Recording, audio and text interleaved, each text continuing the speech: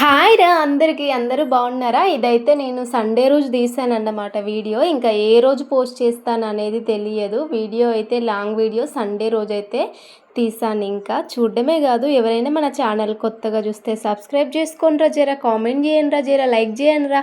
ప్రతి వీడియోలో అడుగుతున్నాను కానీ ఎవ్వరు సపోర్ట్ చేయట్లేదు. సర్లే ఇంకా ఈరోజు ముచ్చటైతే చూడండి. సండే రోజు మా డే అనేది ఎలా గడుస్తుందో ఒక చిన్న వీడియో రూపంలో అయితే మీకు చూపిస్తున్నాను. చూడండి, ఇక లేవంగానే మా పిల్లలైతే యథావిధిగా టీవీ చూస్తారన్నమాట బ్రష్ చేసి. చిన్న పాప అయితే బ్రష్ చేయదు, పెద్ద పాప అన్నమాట. ఇంకా తను తినడానికి ఏమన్నా ఇస్తే తినుకుంటూ టీవీ అయితే చూస్తుంది. ఇక పాలు అయితే పెడుతున్నాను, వాళ్ళకి పాలు మాకు ఛాయ్. ఈ మధ్య ఛాయ్ అసలు తాగబుద్ధి కావట్లేదు ఎందుకో. నేను కూడా పాలైతే తాగుతున్నాను, ఎందుకంటే ఈ ఎండకు వేడికి చెమటకాయ అయితే విపరీతంగా అవుతుంది. మళ్ళీ ఛాయ్ తాగినాం అనుకోండి, ఈ వేడికి ఆ వేడికి ఇక మనం మనుషులమే కాదనిపిస్తుంది. అందుకనేసి అయితే పాలు తాగుదాం అనేసి ఫిక్స్ అవుతున్నాను. కానీ ఒక్కొక్కసారి మళ్ళీ ఛాయ్ మీదకి క్రేవింగ్ అయితే స్టార్ట్ అవుతుంది అన్నమాట. ఇంకా సండే రోజు చికెన్ వండుకున్నారా, మటన్ వండుకున్నారా, లేకపోతే ఫిష్ తెచ్చుకున్నారా, ఎగ్ వండుకున్నారా, మీ ఇంట్లో ఏంటి స్పెషల్ ఈ సండే రోజు అనేది కామెంట్ చేయండి. ఇంక ఈసారి అయితే మేమైతే చికెన్ తీసుకొచ్చుకున్నాము. చికెన్ తినక అయితే చాలా రోజులు అవుతుందన్నమాట. నాన్ వెజ్ పూర్తిగా మానేస్తానని చెప్పాను కదా.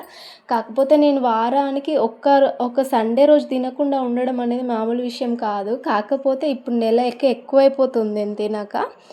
ఇన్ని రోజులు ఉన్నానంటే నాకే చాలా ఆశ్చర్యంగా అనిపిస్తుంది. ఇక ఒకేసారి కాకుండా కొంచెం కొంచెంగా మానేద్దాం అనిపిస్తుంది. ఒకప్పుడు చికెన్ అంటే ఎంతో ఇష్టం అనిపించేది, కానీ నాన్ వెజ్ మానేద్దాం అనేసి ఎప్పుడైతే ఫిక్స్ అయ్యానో అప్పటి నుంచి క్రేవింగ్ అయితే చాలా తక్కువైపోయింది. చికెన్ మీద అయినా, ఫిష్ మీద అయినా, ఎగ్ మీద అయినా కూడా అసలు తినాలనిపించట్లేదు. చాలా అంటే చాలా తక్కువ తింటున్నాను. ఒకప్పుడైతే ఆదివారం వచ్చిందంటే చాలు చికెన్లో వెరైటీస్ అన్నమాట. లివర్స్ కానీ, కాళ్ళు కానీ, ఇట్లా ఒక్కొక్క రోజు ఒక్కొక్కటి తెచ్చుకునే వాళ్ళము. అంత ఇష్టంగా తినేదాన్ని చికెను. ఒకప్పుడు ఎంత ఇష్టంగా తిన్నానో ఇప్పుడు అంత కష్టమైపోతుంది, తినాలంటే నచ్చట్లేదు. కానీ ఒకేసారి మానేయలేం కదా, కొంచెం కొంచెం మానేద్దాం అనేసి ఇంకా లేవగానే బియ్యం అయితే పెట్టినా. బియ్యం పెట్టి ఇక మా ఆయన చికెన్ తీసుకురావడానికి అయితే పోయిండు. ఇంట్లో పని చేసి బ్రష్ చేసి ఛాయ్ పెట్టుకున్నా కదా, ఇక బిస్కెట్స్ అయితే తింటున్నాను ఛాయ్లో ముంచుకొని. అసలు ఈ మధ్య ఇన్స్టాగ్రామ్ ఓపెన్ చేస్తే చాలు, అక్షయ తృతీయ కదా, అందరూ గోల్డ్ తీసుకుంటున్నారు. మీరు తీసుకున్నారా లేదా అనేసి అక్షయ తృతీయకు సంబంధించిన రీల్స్ అన్నీ నాకే వస్తున్నాయిరా ఇన్స్టాగ్రామ్లో. అసలు మనం గోల్డ్ తీసుకునే అంత పరిస్థితిలో లేమన్నమాట. అంత పెద్దోళ్ళమేం కాదు, కానీ ఏం చేద్దాము, ఉన్నోళ్ళకే అన్ని పండుగలు అన్నమాట. లేనోళ్ళు యథావిధిగా ఎట్లుంటారో అట్నే ఉంటారు. కానీ అక్షయ తృతీయ రోజు గోల్డ్ తీసుకుంటే మళ్ళీ పండగ అదే అక్షయ తృతీయ వచ్చే వరకు మనకు డబల్ అవుతుంది అన్నమాట అనేసి వీడియోలల్లో అయితే వస్తుంది. కాకపోతే నేనైతే ఒక్కటి నమ్ముతాను, మన తలరాత ఎట్లుంటే అట్లా జరుగుతుంది అన్నమాట. అక్షయ తృతీయ రోజు మనం గోల్డ్ తీసుకుంటేనే మనము భవిష్యత్తులో ఉన్న వాళ్ళం అయిపోతాము. మన తలరాత బాగుంటేనే కదా మనం మంచిగా ఉన్న వాళ్ళం అవుతాం. ఒకవేళ మన తలరాతలో మనం దరిద్రంలో ఉండాలని ఉంటే మనం చేసిన పాపాలు, గత జన్మలో చేసిన పాపాలైనా ఈ జన్మలో చేసిన పాపాలైనా ఏమైనా ఉంటే అనుభవించాలి కర్మ ఖచ్చితంగా.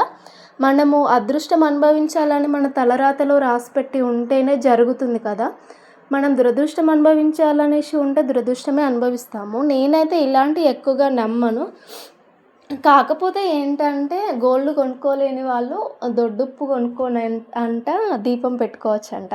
నేను దీపం అయితే పెట్టలేదు, కానీ ఒక దొడ్డుప్పు అయితే తీసుకున్నాను. దొడ్డుప్పు ఒకటి తీసుకుంటే ఏం కాదు కదా అన్నట్టుగా అయితే తీసుకున్నాను.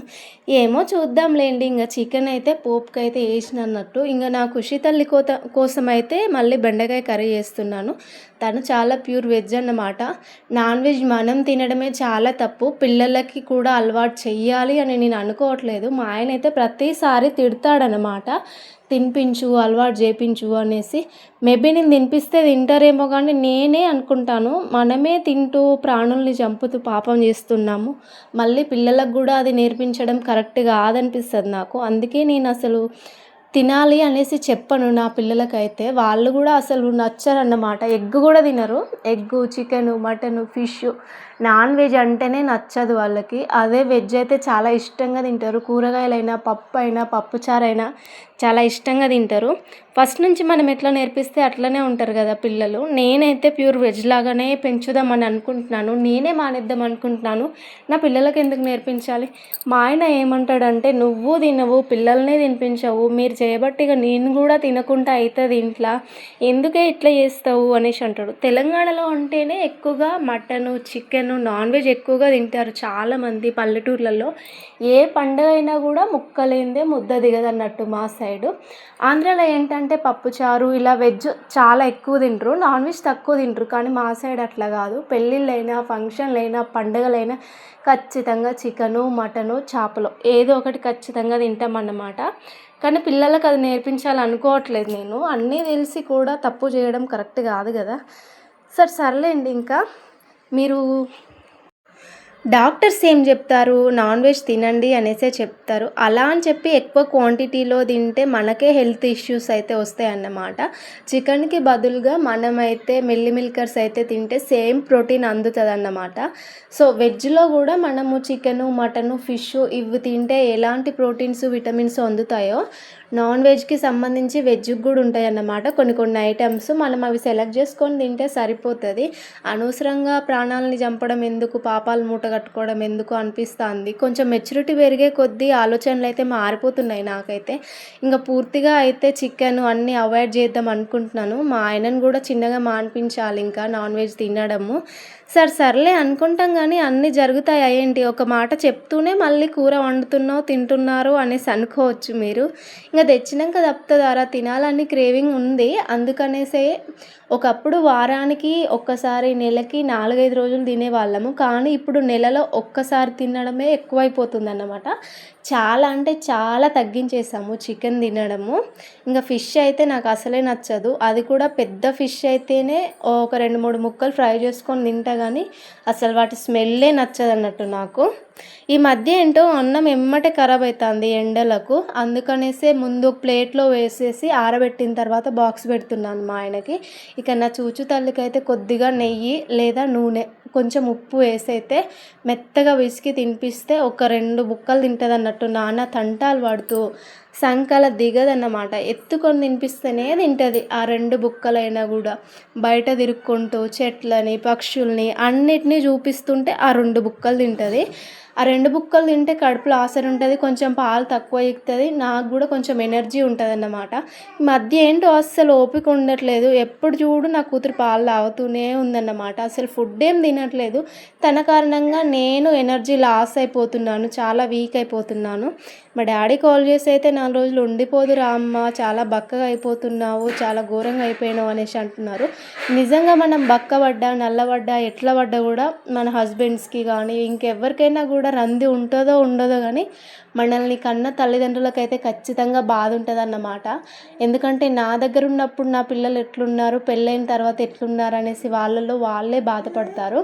తల్లిదండ్రుల దగ్గర ఉన్నప్పుడు మనకి ఎలాంటి బాధ్యతలు కానీ, టెన్షన్స్ కానీ ఏమి ఉండవు కాబట్టి చాలా హ్యాపీగా ఉంటాము. తిన్న తిండి కూడా మన ఒంటికి ఇముడుతుందన్నమాట. పెళ్ళైన తర్వాత ఎన్నో బాధ్యతలు, ఎన్నో టెన్షన్స్ ఎన్నో ఉంటాయి. ఇంకా అవన్నీ ఫేస్ చేసే వాళ్ళకే తెలుస్తుంది.